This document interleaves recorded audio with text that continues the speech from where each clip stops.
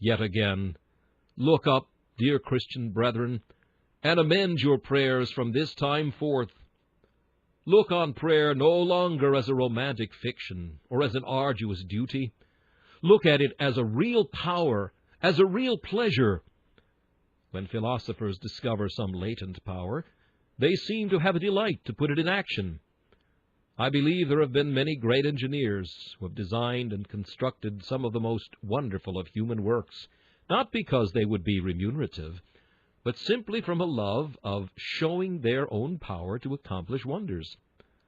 To show the world what skill could do and what men could accomplish, they have tempted companies into speculations that could never remunerate apparently, so far as I could see, in order that they might have an opportunity of displaying their genius.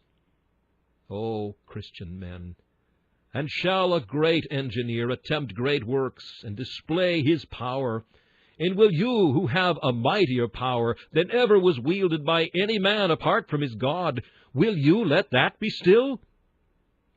Nay, think of some great object. Strain the sinews of your supplication for it.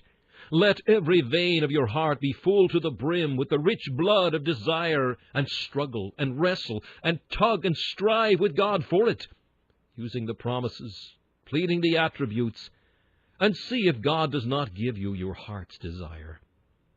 I challenge you this day to exceed in prayer my Master's bounty. I throw down the gauntlet to you. Believe him to be more than he is. Open your mouth so wide that he cannot fill it. Go to him now for more faith than the promise warrants. Venture it. Risk it. Outdo the eternal if it be possible. Attempt it. Or, as I would rather put it thus, take your petitions and wants, and see if he does not honor you. Try whether, if you believe him, he doth not fulfill the promise, and richly bless you with the anointing oil of his Spirit, by which you will be strong in prayer. I cannot refrain from adding just these few syllables as you go away. I know there are some of you that never prayed in your lives. You have said a form of prayer, perhaps many years, but have never prayed once. Ah, poor soul, you must be born again. And until you are born again, you cannot pray as I have been directing the Christian to pray. But let me say this much to you. Does your heart long after salvation? Has the Spirit whispered, "Come to Jesus, sinner, he will hear you"? Believe that whisper, for he will hear you. The prayer of the awakened sinner is acceptable to God. He heareth the broken in heart, and healeth them too. Take your groans and your sighs to God, and he will answer you. Ah, but says one, I have nothing to plead. Well, but plead as David did. Pardon my iniquity, for it is great. You have that plea. Your iniquity is very great. Then plead that precious blood, that all-prevailing plea. Say, for his dear sake who shed his blood, and you shall prevail, sinner. But do not go to God and ask for mercy with thy sin in thy hand.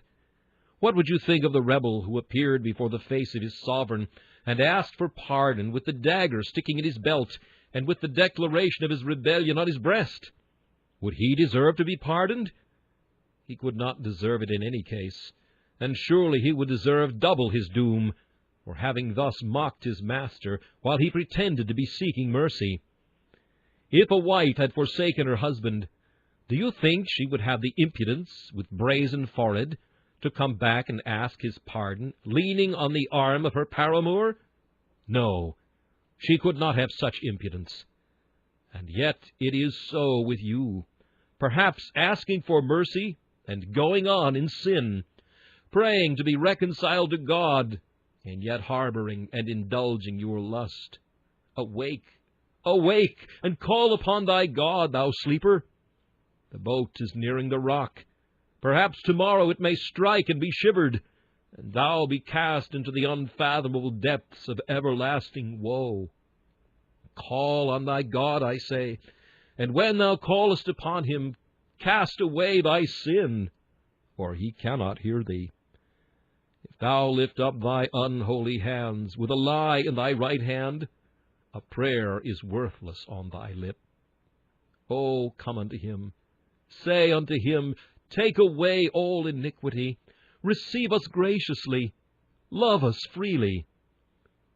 And he will hear you, and you shall yet pray as prevailing princes, and one day shall stand as more than conquerors before the starry throne of him who ever reigns, God over all, blessed for evermore.